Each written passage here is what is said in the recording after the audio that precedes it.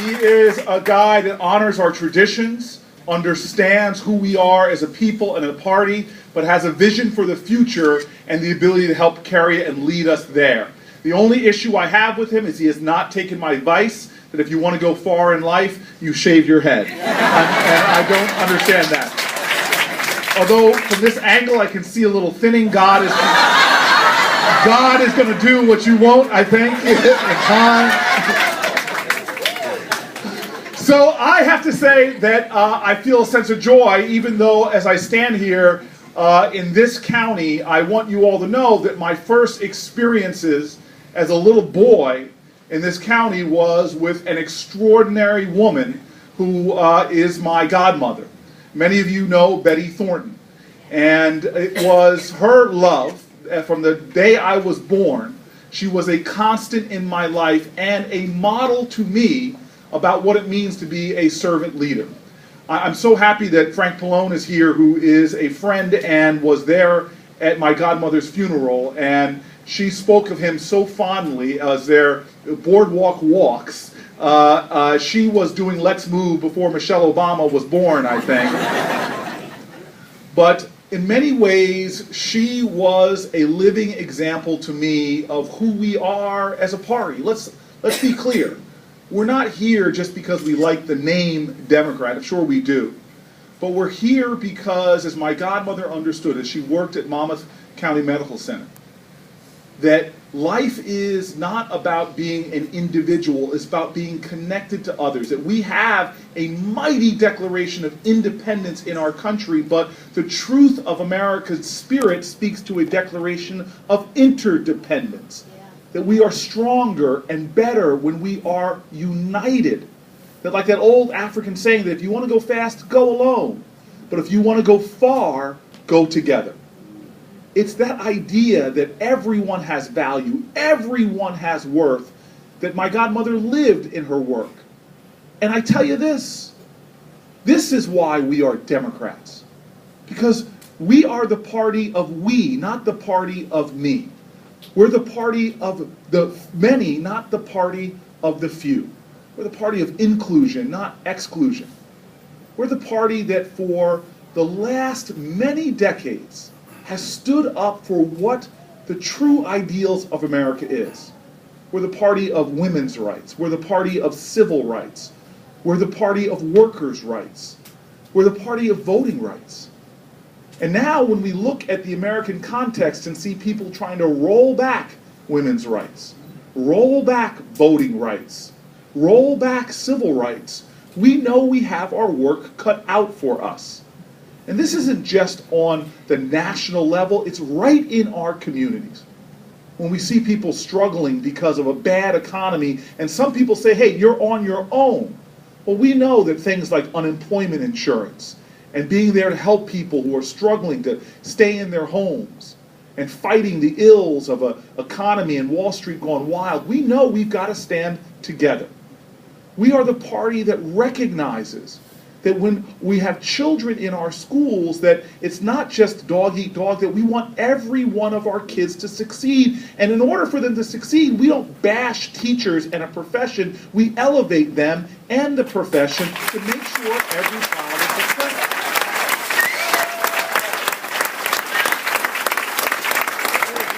We're a party that recognizes the dignity of all people, and dear God, we know that when we honor the equality of all, when we say that a woman who works the same job as a man should have the same pay, that is the call of our country. And so we operate in difficult times. I tell you, and Congressman Pallone and I know this, when you have a governor that cuts Planned Parenthood and cuts the earned income tax credit, but suddenly comes up with enough money to give us a special election, $24 million. Yeah. So he can maneuver to try to run up the score. We know we operate under difficult times and have work to do. And I give him so much credit, when Congressman Pallone and Senator Menendez were down there fighting for Sandy money, Now that I'm down there, I've seen it. I stood in the cloakroom with Senator Menendez as some senators came to him to talk to him about trying to pull money away from New Jersey, and stood fast and fought for it. I know what they went through to make sure that money came to our state, but I'll tell you this, we've got to make sure it's being spent properly when it gets here, because so many families are still struggling. I'm proud of one of the first things I show up, number 101 in seniority, Congressman. I say 101 because Harry Reid's chief of staff told me that he had more seniority than me. But Senator Menendez said, no, you are my wingman. Let's get to work, because they're trying to jack up flood insurance rates for so many people along our coast. We were able to put together a bipartisan bill, get it out of the Senate, get it over to Congressman Pallone. He put together with others a bipartisan plan. We got it out, signed by the president yesterday, to protect our families on the shore. There is this understanding that my godmother taught me, that the greatest leaders are always concerned with the least glamorous of things. Making sure people have food to eat, making sure that seniors are protected in their retirement, making sure you're there for people when they are needed. I was in Cape May County and sat with veterans, and they told me that they had to travel upwards of 3 hours, 4 hours round trip into Pennsylvania just to get health care. We said that was ridiculous, and we went to work on legislation to force the veterans or federal veterans groups to focus on solving that problem. These are the things that we have to do every single day, and I'm so inspired to hear when I walked in, Larry, Joe, talking about with passion, dear God, the Hurricanes. I was ready to play football over there. Put us Stanford guys to shame. I don't know about this. But to see the passion they have for the issues that matter in our communities, protecting our heritage, protecting our children, protecting our economy, making sure that those people who are only concerned about the favored few don't prevail over the causes of the many. And so I stand here today feeling so full of the spirit of my godmother, so grateful to this room of people who understands that this is going to be a fight. And we cannot equivocate or hesitate. We cannot retreat one single inch when it comes to the cause of our country. And so if you will allow me, I want to end with just a reflection on another person that I love. It's been a tough year to lose my godmother, and then 6 days before I was elected, I lost my father as well. And I tell you, I was very blessed. I got a call from the president who reminded me his grandmother died right before he was elected to the presidency of the United States. And I'll tell you this, I know, as many of us sit here having lost loved ones, to everything from cancer to even just old age, we all know that death can end a life, but it does not end a love.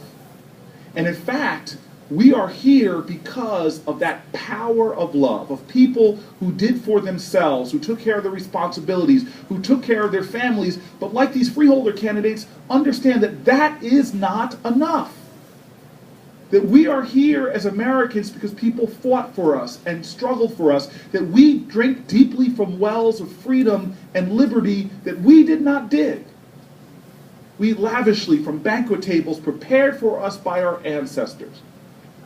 My father used to always tell me as a boy that means you can't sit back getting dumb, fat, and happy just consuming your blessings. You got to let your blessings metabolize in your system so you can fight forward. Well, this is what my dad and mom told me growing up. They let me understand that I was here on this planet because of the collective struggles of folks that I don't even know their name, will never know their names.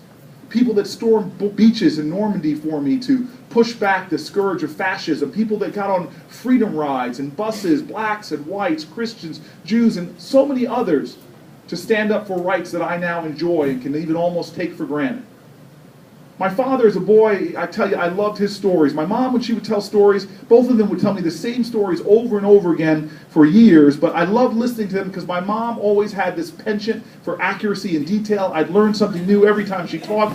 My dad, God bless his soul, he had this penchant for hyperbole and exaggeration. Every time he told the story, it got better and better each time he told it. I'm telling you, somebody here might be from North Carolina like my dad is. I was afraid of North Carolina because the weather just sounded so bad. Every time my dad would tell the story, it was storming, it was raining, there was hail, not the size of golf ball. My dad's hail was the size of hatchbacks. And I still never forget when my dad was telling me about when the tsunami hit his town. And I'm like, Dad, you were in the mountains of North Carolina. There's no way a tsunami. And he was recalcitrant. He said, boy, it was before the internet. You can't look it up, but it happened. And so if you will allow me to end my remarks with the gratitude that my father taught me to have, but more importantly, the challenge that we've heard from the other candidates who spoke today. And my father tells me this story, and I told it once before here in this county, and he told me this story about being in a one-room schoolhouse and having his teacher come in on the first day of school and stand before the school and say, class, I want to teach you all about self-esteem. Anybody in this classroom thinks you're stupid, thinks you're dumb, I want you to stand up right now. My father said the class just sit there, nobody moved. The teacher got impatient, standing there waiting. She repeated herself, come on, you think you're dumb, you think you're stupid, stand up. And my father says he finally just pushed his chair back and stood up proudly. The teacher looked at him and said, boy, what's wrong with you? You think you're dumb? You think you're stupid? And my father said proudly, just scratched his head and says, well, shucks, ma'am, I don't think I'm stupid, but I didn't want you to be the only one standing. The great Democrats of Monmouth County, now is our time. We must stand up. Because change will not roll in on the wheels of inevitability. It comes because people stand for it and fight for it. We must stand up. Because as Frederick Douglass once said, in life you don't get everything you pay for, but you must pay for everything that you get. We must stand up like Jefferson stood, like Jackson stood. We must stand up like Lincoln stood. We must stand up like so many of our great leaders stood in times of test and times of trial. We must stand.